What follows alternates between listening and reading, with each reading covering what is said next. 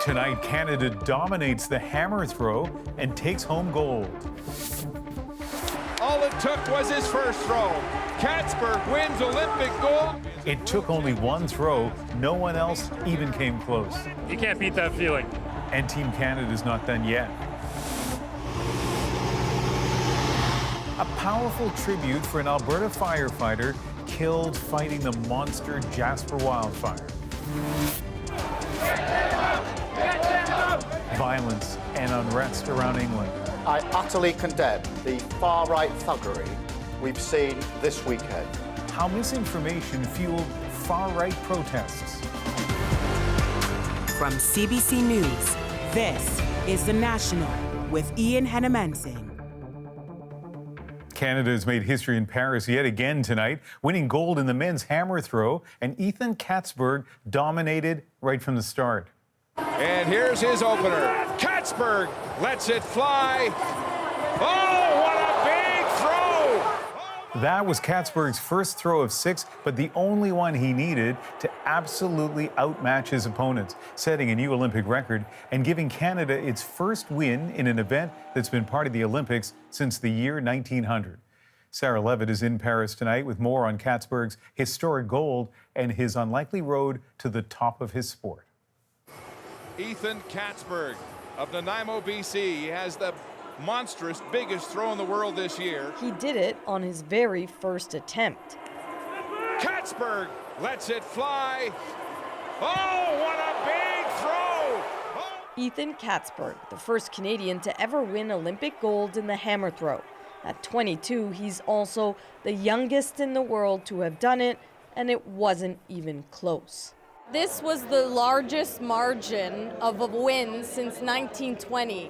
What do you think? Wow, that's a pretty cool fact. Wow, that's incredible. I had no idea. Katzberg's winning 84.12 meter throw set an Olympic record. His closest competitor didn't even hit 80 meters. To go out and do it in the first round was, you can't beat that feeling. All this just 1 year after he shocked the athletics world in 2023, claiming the world championship title in Budapest. His sudden success, even a surprise to his coach Dylan Armstrong, who had been searching for a specific type of talent. I don't know about this quickly, but I definitely seen the talent in Ethan, and that's why, it took me 5 years to find him. And find him he did at a 2017 meet when Katzberg was new to the sport. Such a talent that securing suitable practice places wasn't easy, says this former Olympian. He recalls a conversation with Armstrong. We're in Portugal right now, and Ethan is throwing so far, like literally the hammer will land inside the RVs of those Germans vacationing at the end of the pit. 2 months later, another call. We're training in Germany before the Olympics, and there's a brick wall at the end of the stadium. Okay, so he's going to break the wall. He says, yes, he's going to break the wall. Even before Katzberg competed, Canadians expected the win. Another goal to add to the list. Love it. Yeah. Canadians are known for certain things, but it's nice to see them starting to come up in other sports that is just different than what we're usually used to seeing. And Sarah, Canada's chances for a medal in the hammer throw aren't over yet.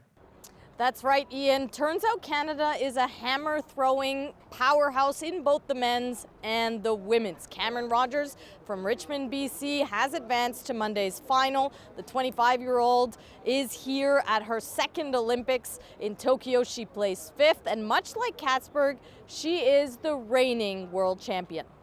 Sarah Levitt in Paris tonight. From the field to the ring, Wyatt Sanford has won Canada's first Olympic boxing medal in 28 years.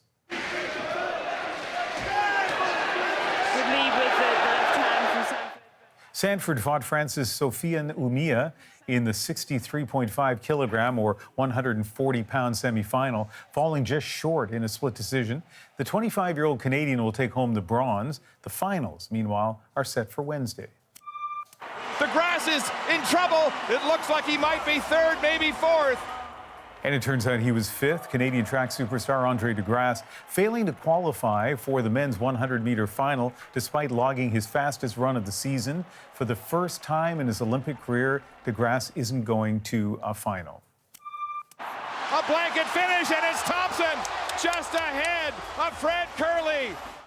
And that final was a dramatic one. It took a photograph to show judges that American sprinter Noah Lyles won the race by 5/1000ths of a second. Lyles becomes the first U.S. runner to win the marquee Olympic track event in 20 years. Summer McIntosh's historic run in Paris wrapped up today. The 17-year-old earning 4 medals, including 3 gold, setting a Canadian record. And as Philip Lee Shannock shows us, she's likely just getting started. Here comes Summer McIntosh. Summer McIntosh leaving it all in the pool after a historic run that earned her 3 gold medals. It is 4th place for Canada. Canada finishing just short of the podium in the 4x100 medley relay. Disappointment in her last event of Paris 2024, but McIntosh's overall dominance undeniable.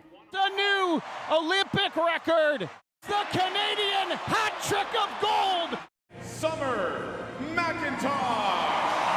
That run of 4 medals landing her in the history books, tied for the most of any Canadian athlete at a single Summer Games. But she's not here just to collect hardware. I just hope to inspire as many children as possible out there throughout all sports. But no, I mean, I was once in their shoes. I was once you guys. And if I can do it, you can do it too. A generational talent back where she got her start, she's already inspired the next generation. Some of the greatest Canadian swimmers have walked on this pool deck. 36 Olympians have trained here. McIntosh joined the club when she was 10 and comes back whenever she can. The kids love it. They flock to her, and she's very gracious with her time. It's really actually inspiring to watch these young kids, how they recognize the greatness that she is. Alexandra Lino is 14 years old, the same age as McIntosh when she made her Olympic debut. She looks up to McIntosh. Just looking at her, she was so focused in practice. She had always had such a good mindset. And she's put those lessons to work, winning 3 gold medals at the Canadian Junior Championships last month. When McIntosh got her start at this pool, most swimmers didn't have very long careers. But now analysts say she's got a solid shot at being around for a very long time. Summer McIntosh is going to go on to win medal after medal after medal and break records after records after records. This is not going to stop in 1 year or 2 years. With all that praise and all her potential, hopes are high that Summer McIntosh may just be getting started. Philip Lee Shannock, CBC News, Toronto. And by the end of competition on Sunday, Canada still sitting in 9th place with 5 gold medals, 4 silver and 8 bronze. The United States remaining in the lead. Tomorrow's mixed relay triathlon will go ahead as planned, despite requests from teams for extra time to prepare and amid concerns over the water quality in the Seine River. Belgium's team has withdrawn after one of its competitors, who swam in the river Wednesday, fell ill. No details on what that illness is, but 2 other triathletes, a Swiss and a Norwegian, complained of gastrointestinal illnesses after their events in the Seine. There has been daily testing of fecal bacteria levels in the water. Officials say they are improving and will be within acceptable levels. Back in Canada, the wildfire burning in Jasper National Park has now claimed a life. A firefighter died after being hit by a falling tree. Alicia Asquith shows us the tributes being paid.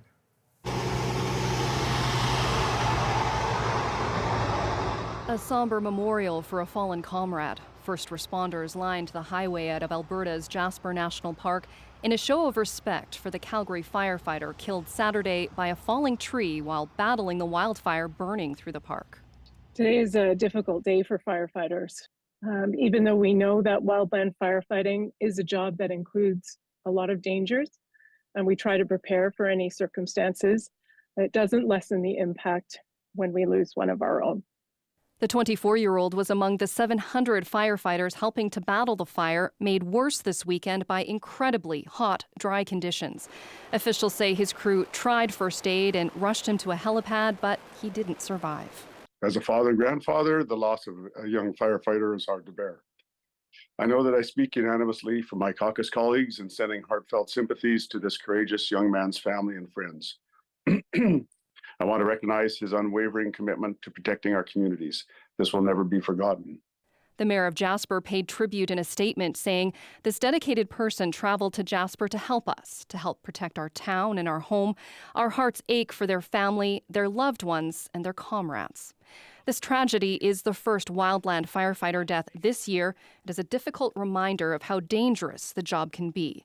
Last year, Canada saw a record 4 wildland firefighter deaths during an intense wildfire season.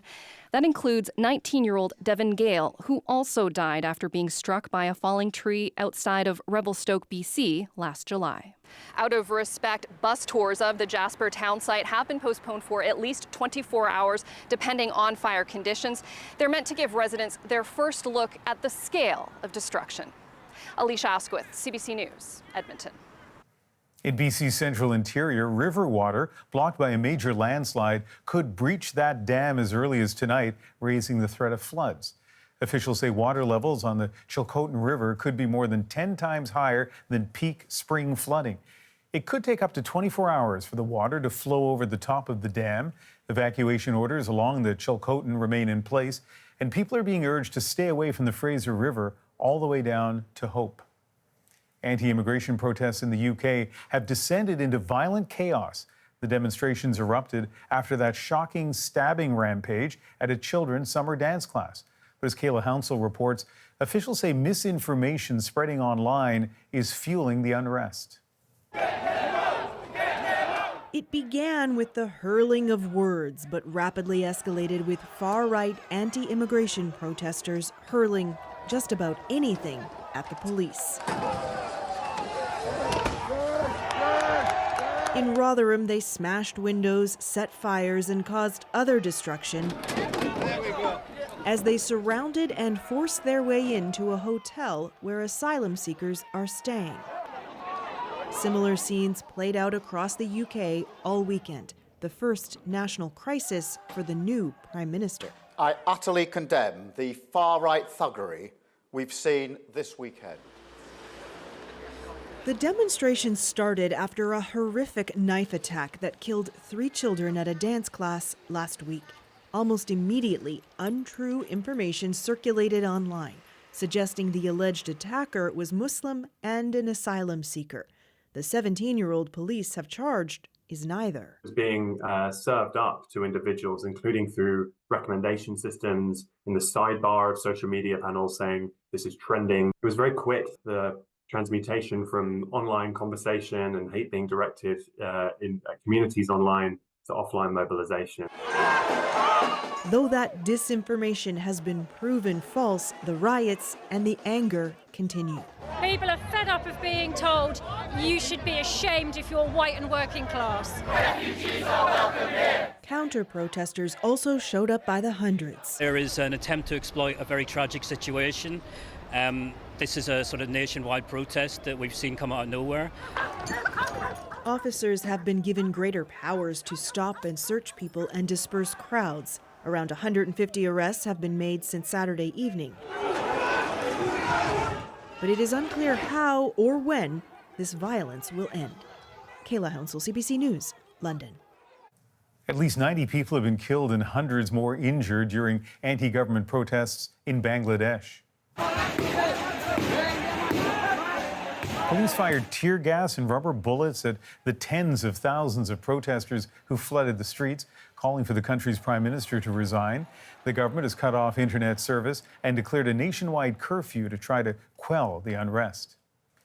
In the U.S., the countdown is on for Democratic nominee Kamala Harris to name her running mate. She spent the day meeting some of the finalists. And as Carolina Bargout tells us, that decision could make a big difference in this election. His rallies have a familiar tone. Together we will stop Kamala Harris's nation-wrecking. I tell you what, when you see what she's done to our nation, she's wrecking our nation. But the race for U.S. president is now decidedly tighter. A new CBS News poll found Kamala Harris and Donald Trump are evenly matched in the battleground states and gives Harris a 1-point edge on Trump nationally. The Democrats hoping to capitalize on that momentum by unveiling her running mate. The final meetings taking place here at her Washington residence on Sunday.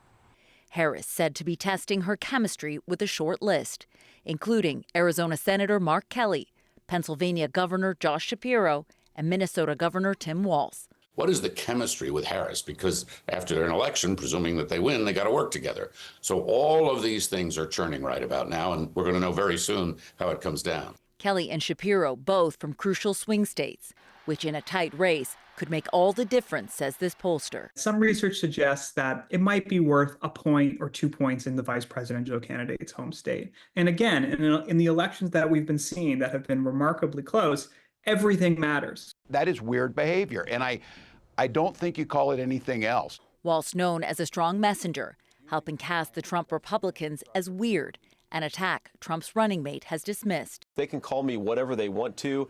The middle school taunts don't bother me. J.D. Vance downplaying the significance of the Democratic VP pick, the person he could potentially face off with. I think whoever she chooses, the problem is going to be Kamala Harris's record and Kamala Harris's policies. I don't really care who she chooses as a running mate. We will know who Kamala Harris's running mate will be in the next 48 hours, as the two are slated to kick off a tour of battleground states starting on Tuesday in Philadelphia. Caroline Bargut, CBC News, Washington. A powerful storm is hitting the southeast U.S.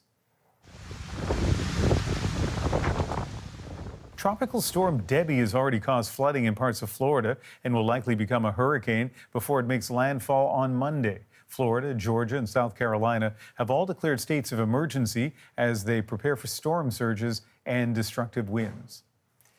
It's been a long road to post-COVID recovery for tourism operators in this country. Ottawa has set some ambitious targets to return Canada to its pre-pandemic position as one of the top 10 destinations in the world. But as Karina Roman reports, those goals might be difficult to reach. A bus-turned-boat is a popular tour in the nation's capital, but it was more so before the pandemic. Kind of ghost town here in Ottawa, really if you compare it to what it was back in 2019. Back in 2019 was crazy. We had long lines all the time. Canada wants to get back into the top 10 tourist destinations in the world after falling to 13th in 2021. It wants to be number 7 by 2030. And to increase annual tourism revenues from $140 billion to $160 billion. You get more travelers, they spend more money, they stay longer, and they come all year round. The benefits of tourism touch almost every part of the country. It's bigger than the auto or agricultural sectors. But geopolitics are an obstacle to growth. We know that we've lost a lot of business from China. Some Canadian operators have been badly affected by this. The cost of getting around a country as large as Canada is also a hard sell, as is the threat of extreme weather events. There's other things that are a threat to the industry, and the climate change is one of them. When you see wildfires threaten the reputation of Canada, and you have a newspaper says Canada is burning. Although climate change and an unfrozen Ottawa River could also translate into an extended season for the Lady Dive amphibus. Canada is one of the best countries I've ever traveled around, both in terms of the nature, the city life that you can do. Really, there's such a healthy mixture of both that we really can get back into the top 10 and maybe the top 7 by 2030. Surging immigration could mean more family and friend visits from overseas. There's also growing demand from foreigners for Indigenous-based tourism. But experts say it'll take investment, smart marketing, and even a bit of luck to make Canada a true bucket list destination. Karina Roman, CBC News, Ottawa. Blueberry farmers are fearing a disastrous season as a virus threatens to take hold. We're going to replace the whole field. What farmers say is likely to blame. Well, that was a beautiful job. In the shadow of war, Ukraine's athletes persevere. It's super important to be here, to participate, and to show that Ukrainians still fighting. And the heartbreak of walking away from competition. I promise one thing is that I'll be better from this. We're back in 2.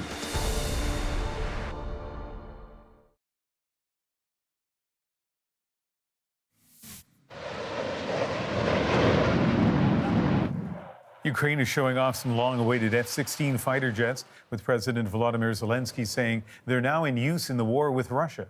It's not clear how many have arrived, but more have been promised by several countries in an effort to boost Ukraine's military might. Every Olympian competing in Paris right now is aiming to be the best. But as Salima Shivji explains, with war being waged at home, those from Ukraine say they're not just reaching for the podium, they're also sending a message. The world record holder. An indescribable moment for Ukraine. High jumper Yaroslava Mahuchek. Well, that was a beautiful jump. Winning gold. Her fellow Ukrainian capturing bronze, bolstering their country, fighting off a Russian invasion. Ukraine. The Ukrainian team sent to these Olympics is its smallest ever. But being here is more about sending a message of resilience than winning a medal. For hurdler Anna Rizikova, it's a hard go, thinking of her family suffering back home. In eastern Ukraine, which has been battered by Russian attacks, the constant air raids have forced her to mostly train abroad. I'm trying to separate off all the thoughts and do my best on the field.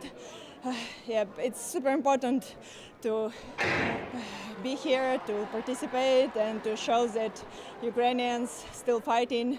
We are alive, we want to be free. That message is clear at Ukraine's Olympic House, where chairs from a destroyed stadium are on full display to honor the more than 450 Ukrainian athletes killed in the war.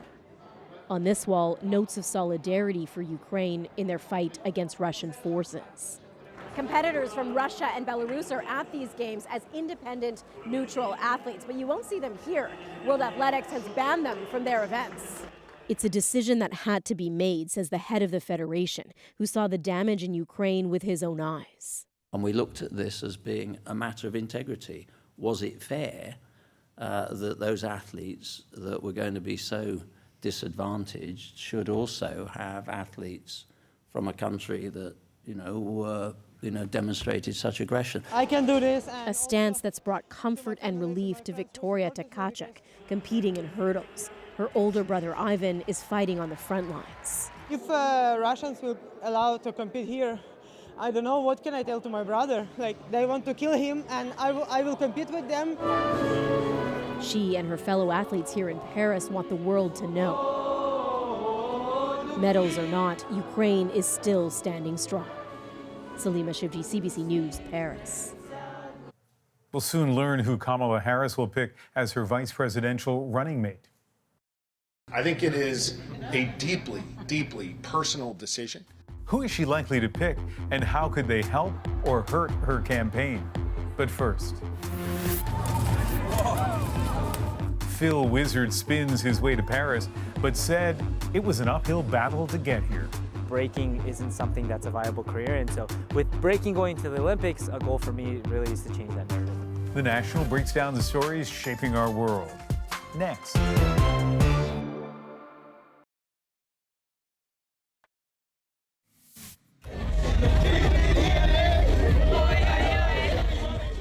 Toronto Mayor Olivia Chow went all out celebrating the city's Caribbean Carnival this weekend. She joined Saturday's parade in a feathered costume, dancing with the crowds as they marked the 57th annual event. Organizers say it's the largest in North America. In BC, a destructive virus is threatening blueberry crops, and farmers are racing to stop it from spreading. But as Georgie Smythe shows us, it's another hit for an industry already reeling from the effects of climate change. You can see the damages inside. It's already soft. The berry should not be like this. Anand Orjale holds decades of work in his hand. Blueberries that had been growing healthily in his Fraser Valley farm for 20 years until blueberry scorch took hold. And look at the back one, and that's also damaged. So even though these ones are healthy, the ones next to it aren't? Yeah. So this is only a matter of time? A matter of time, yes. Yeah. The blueberries are safe to eat, but the plant eventually dies. There's no cure, and removal is the only remedy. Previously, that would mean the odd bush. This year, we're going to replace the whole field. Replanting is a process, and it takes about 7 years for plants to produce the same amount of berries again. It's a big problem for Canada's blueberry industry, the country's most valuable fruit export. So aphids are quite quick at reproducing. And the culprits are tiny. This is just showing us a leaf with a large number of aphids on it. Scientists are looking for answers in this federal research facility.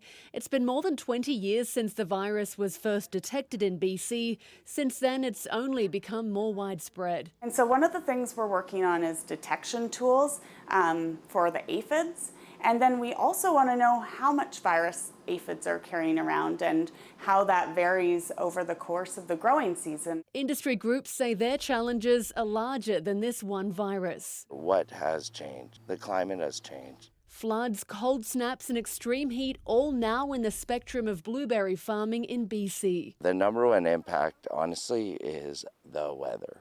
That's what's been creating the problems the last couple of years, for sure. A devastating virus, perhaps another chance for food growers to prove how resilient they can be. Georgie Smythe, CBC News, Agassiz, BC. Now it's time to dig deeper into the stories shaping our world. As the U.S. presidential race heats up, so too does speculation over who Kamala Harris will pick as her running mate. I am feeling confident tonight. I'm not interviewing for anything. I'm just am who I am and put it out there. Reports that she's narrowed it down to just a handful and that she's spending the weekend meeting with them. I think it is a deeply, deeply personal decision. So who will it be and how will she choose? Let's bring in Chris Cillizza, CNN's former editor-at-large, and Linda Feldman, the Washington bureau chief at the Christian Science Monitor. And Linda, let me start with you. Who do you think Harris will pick as her running mate? I think it's going to be Josh Shapiro, the governor of Pennsylvania. Josh Shapiro is a very dynamic speaker. He's the governor of the biggest battleground state in the country. It's electoral votes that Kamala Harris absolutely needs. And it's the demographic that he also needs. It's a state with a lot of blue collar workers, two big cities. But it isn't just about Pennsylvania. It's about Josh Shapiro himself. He's very smart, as I said, dynamic, and I think voters are going to really warm to him. And Chris, I think we have some consensus here, right? Yeah, I was going to say, I would love to zag when Linda zigged, but no, I think it's, no, not at all. I think it's Josh Shapiro too, which it doesn't mean that things couldn't change. But if I was Kamala Harris, given what she needs, I would pick Josh Shapiro. There are paths to 270 electoral votes without Pennsylvania for Kamala Harris. There just aren't many, and they're not all that plausible. There's no other person in that state who's got a 60+% approval rating and won an election 2 years ago in that state, and has a political machine in that state. So for me, this is, you got to win the White House before you worry about governing, and this to me is a pick that helps you win. All right, for the people who are watching who may not be familiar with him, I want to play just a little piece of tape so they can see and hear him. Here we go. Governor, J.D. Vance just said this about you, and these are his words, quote, he compared you to a really bad impression of Barack Obama. What is your response to that? Is that what he said? That's great. I love how we get the real-time quotes here. I mean, look, I don't know. Barack Obama was probably our most gifted orator of my time, so it's kind of a weird insult, I guess. But look, I'll say this about J.D. Vance. It is real hard being honest with the American people when you're not being honest with yourself. J.D. Vance is a total phony baloney. Chris, I have to keep reminding myself that it was only 2 weeks ago, because it feels like far longer, that President Biden kind of stunned us all with that post saying that he was not going to run for re-election. I think his departure energize the race. We're about to hear who the vice presidential candidate would be. And as I hear that clip, again, I kind of sense that is going to energize the race as well. But Chris, what's your perspective on that? Yeah, look, I mean, Kamala Harris would ideally probably want more time to sort of vet her potential running mates, but this is the situation you have. And I do think this will matter to some extent because it's the one big decision she gets to make in the race, right? If people want to trust her as president, the only real decision, you can take a lot of policy positions and all that sort of stuff, but the only real decision you get to make that shows this is the kind of government I want to run is who you pick for VP. So I do think it will matter. And again, it's important to note, matter marginally. Putting Josh Shapiro on the ticket, for example, does not mean Kamala Harris is going to win Pennsylvania 60-40 over Donald Trump. We're talking at the margins. People still vote for the name at the top of that ticket. So you're looking for someone who can help you at the margins. And to my mind, Shapiro is that person. Linda, everything in this race has been compressed because of how recently Joe Biden stepped back. And so one of those things is the vetting of vice presidential candidates. Arguably, Donald Trump maybe didn't have enough time to properly vet J.D. Vance, and maybe it depends on people's perspective. But do you think it's a concern at all that the Democrats are being forced to make a decision here in an unusually short period of time? I mean, it's always a concern. In history, we've had running mates who, even with gobs of time to vet them, have proved to be terribly problematic. We've had running mates who've had to drop out. In this case, Kamala Harris has known Josh Shapiro for a long time. They were both attorneys general of their respective states at the same time. And I'm told that they do have a personal bond. What I'm also told is that Josh Shapiro is a very ambitious man, and that is a point of concern among some Democrats, that he's just so ambitious that if he becomes vice president, he's going to spend the whole time just trying to build up himself. I think, if you're Kamala Harris, you worry about that later. You want to get elected. Her number one and only task at the moment is just to win the election and to beat Donald Trump. Josh Shapiro is very smart. He's very charismatic. I think I can't wait to see a debate between him and J.D. Vance. Now, having said all this, with this great consensus here about Josh Shapiro, there are other people that she's talking to. The governor of Minnesota, Tim Walz, senator from Arizona, former astronaut Mark Kelly, a few others. So, watch us all be proved wrong, although somehow I don't think so. Okay, and Chris, maybe last word to you on that. Let's hedge our bets a little bit. Both of you clearly feel it'll be Josh Shapiro, but who are the other people that we should at least keep in our consideration, because it's so important who we consider? Yeah. Well, I do think there's so much reporting on this that we do have a general sense of kind of the short list. There are very few surprises at this point, but Belinda's right. I do think Tim Walz, who's the governor of Minnesota, is not someone a lot of people were talking about a month ago, but he is the governor of a Midwestern state. Obviously, the Midwest is critical. He's a member of Congress before that, grew up in a rural community, sort of a straight talking message. So I think that's potentially appealing, but I don't think it's him. I would not be stunned if it was Mark Kelly for the reasons Linda mentioned. Astronaut, military, senator, married to Gabby Giffords, who's become the face of gun control in this country after she was a victim of gun violence when she was a member of Congress. So he's from a swing state. That wouldn't stun me. Well, the time-space continuum has shifted. Everything is moving really quickly, and we're going to find out very soon. Chris, Linda, thank you very much. Thanks, Ian. Sure. Good to be here. Next, breaking is set to make its debut in Paris, and a Canadian is one of the medal favorites. I think when people see it in Paris, they will fall in love with it. We revisit my conversation with Phil Wizard as he gets ready to go for gold. Next.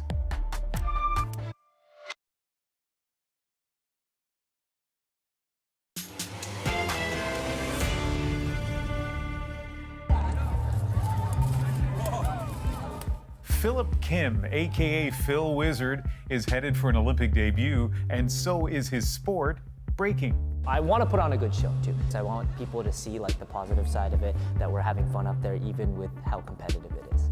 Kim is a gold medal favorite. We spoke about his journey to Paris and the challenge of judges choosing who wins.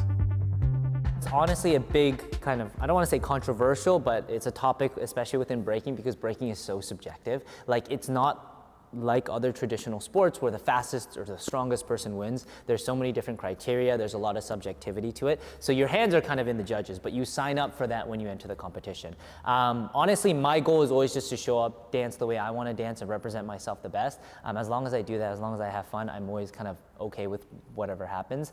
Even in the finals, especially in the finals, honestly, a lot of the times I'm just I'm relieved to be here, because when you make it past the semifinals, in the semifinals, if you lose, you still have to do the bronze medal medal match. But in the finals, if you make it to the finals, even if you lose, you come home with the silver. So I'm like, okay, either way, it'll be okay.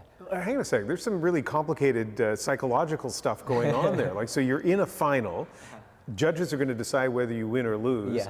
And are you truly as Zen-like about I'm just going to do the best I can, let them make their decision, I'm fine with it? Yeah, very much. I think like I really tune in, because I don't really think about the judges when I'm competing. I really try to tune in on just me, the opponent, and more than anything myself. I know like at the stage that I am in breaking in my career, like I can beat anyone, but I also know the times I've lost is I lose to myself. And for me, what works is just to stay positive and kind of enjoy the moment, because when I'm not enjoying it, that's when I stress and that's when I kind of mess up and do worse. So I really try to just have fun in the moment. I try to respond to the opponent. So if they do a move that I have something similar, I'll jump in with that one. And I really try to have a conversation, and just, I want to put on a good show too, especially going into the Olympics. I want people to see like the positive side of it, that we're having fun up there, even with how competitive it is. Because it is kind of like you're doing a bit of improv up there. Well, like it's not a set routine that you're trying to hit. You're in the moment, kind of figuring out while you do that. Yeah, 100%. A lot of people approach it differently, but no matter what, there's a amount of improv in it, because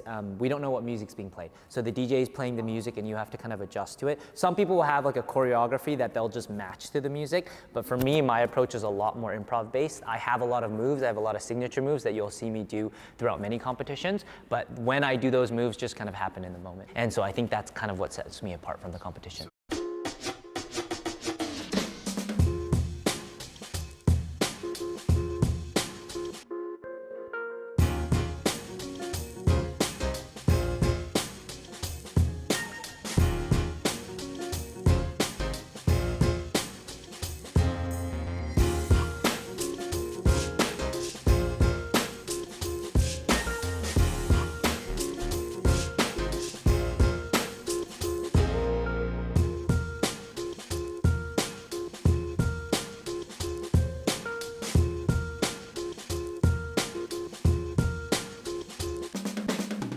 So I can tell that you love what you do. What is it about breaking that you love so much? Honestly, like I grew up playing a lot of video games, so for me, breaking is like the ultimate video game. Like I'm always finding something new, I'm meeting new people, I get to travel around the world, and then the act of dancing and breaking itself is what kind of continues to push me forward. I just love doing it. I love the artistic difficulty. I want to find something new. I want to keep creating. It's the ultimate video game. I just keep putting like time into it. The more time you put into it, you level up. You can put into like in a video game like different skill trees. I can work on this skill, I can work on this skill, and the more you work on one, the less time you have to put into the other, so you have to figure out exactly what you want to work on. So yeah, I feel like it's just everything I loved as a kid put into one kind of craft.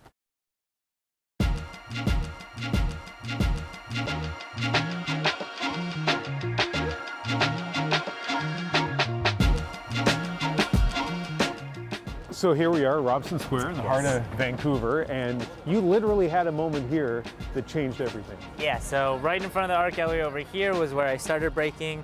There was the local crew Now or Never. They were performing right there. I was standing right here, saw them for the first time.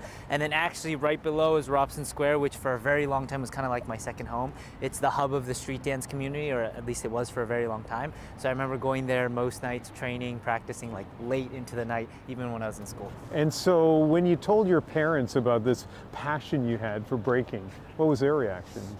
Initially, they were okay with it. I think when I wanted to do it as a career, it changed a little bit, because just out of worry, out of love, they wanted me to pursue something that was a little bit more stable. But in the beginning, they were super supportive. They loved and could see, I think, the passion from an early age. So let's talk a little bit more about pursuing it as your job, basically. Yeah. Not surprised that your parents would worry for you. Like, doesn't really seem like the kind of, that there would be a career in that. Yeah, I think I got lucky, especially now, like looking back, but at the time it was very difficult. My parents were always extremely supportive. It was just, again, it was out of love that they were worried for me. And also my parents immigrated here from Korea. You know, they gave up their lives to give us a different opportunity.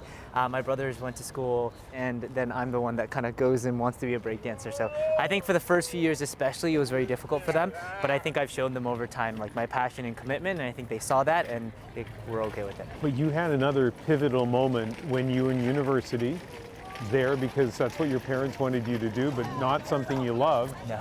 And then you thought, okay, you know what? Like maybe this is the time when I leave school. Yeah, so I went to university for 1 semester, kind of because my parents really wanted me to go. And then there was a moment where I just decided, there was an event called the Rebel BC1 Cypher. I told myself if I won this event, then I'm gonna commit. And even after I won that event, I committed, but mentally it was still hard kind of going back and forth. And honestly, I don't wanna say like the word scarred, but that's kind of kept with me to this day, that self-doubt. Not that my parents necessarily put it on me, but I think just society as a whole, that like breaking isn't something that's a viable career. And so with breaking going to the Olympics, a goal for me really is to change that narrative as well. Should have been a doctor or a lawyer. Yes, exactly.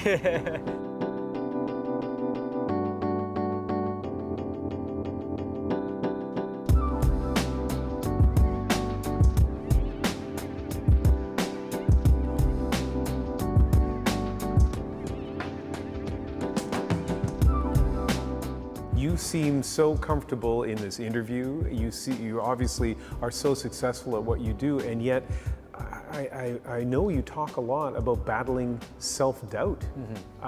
Tell me about that. I wasn't a very confident kid growing up. I was very insecure, and I don't know where that comes from, probably a lot of different things. And I think especially in the world of breaking, like there was a lot of doubt for me if I could make it, because such a small percentage of people make it in competitive breaking, like literally the top 1%. There was, at the time when I was trying to do it, like a handful of people who could make a living off of this, who could kind of live the life that I get to live now. And so there was a lot of internal doubt of whether I could do this, and external as well, because it's something that not a lot of people traditionally think you could make a career out of. Yeah, so a lot doctor, of people, lawyer, breaker, right? Exactly. So a lot of people saying you should have a backup plan, this isn't for you, and I didn't think I was particularly talented in this. I think I was just consistent over time.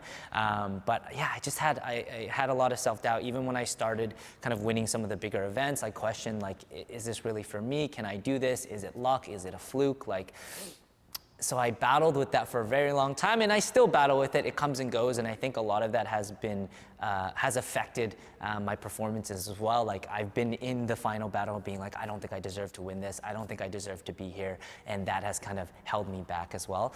But it's something that I try to fight through and try to push through, and something I'm continuously working on. Okay, so I think you have a lesson here for a lot of people, whether they're athletes or artists who are troubled by that level of self-doubt. So how have you overcome that?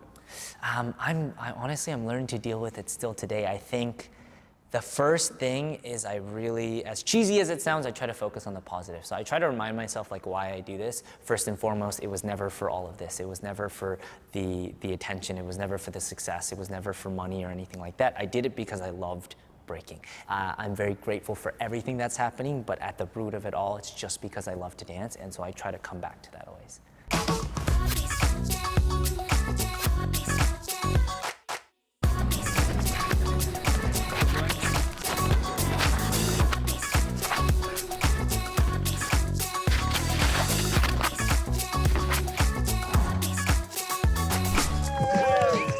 So you know the Olympics are more than 100 years old, the modern day Olympics, are very traditional in a lot of ways. And so there's some grumpy people who would sort of sit back and go, breaking? Yeah. That's not an Olympic sport. Yeah. Shouldn't be. What do you say to them?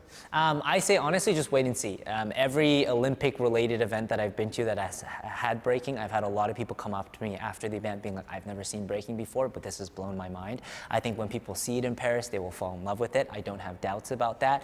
So to the naysayers, I say, just wait and see. Like, give it a chance. He's charismatic, he's candid, and as you saw there too, he is a terrific athlete. So we wish him the best of luck in Paris. Next, Canada's star decathlete faces a crushing disappointment. I felt like I should have been better yesterday, but unfortunately, I wasn't. How he's coping in our moment.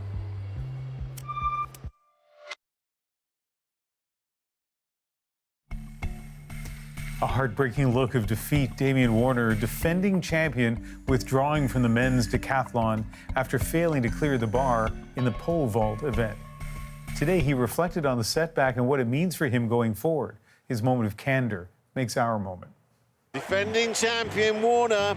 I fought my heart out, but unfortunately, I wasn't able to get over the bar in the pole vault, and this is going to be tough to deal with for a little while. No, he's out. No height. No height. I felt like I should have been better yesterday, but unfortunately, I wasn't. No height for Warner. My mom and my sister, my brother, Jen and Theo, and our new baby along the way. This is why I do the sport, you know, which makes it even tougher in situations like this where you go out there and you're not able to do what you've trained for all year.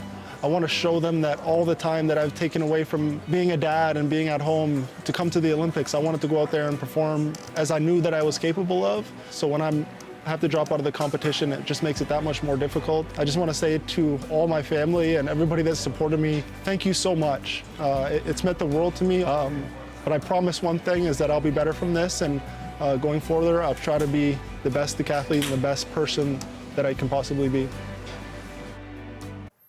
Boy, the Olympics can make spirits soar, and it can break hearts too, and a tough way to end his Olympic decathlon career. But nothing will take away from the fact that he is a great person and an Olympic champion 3 years ago in what is arguably the toughest of the athletic disciplines. Thank you for being with us. You can watch anywhere, anytime on the free CBC News app and subscribe to the Nationals YouTube channel. I'm Ian Hannamansing in Vancouver. Good night.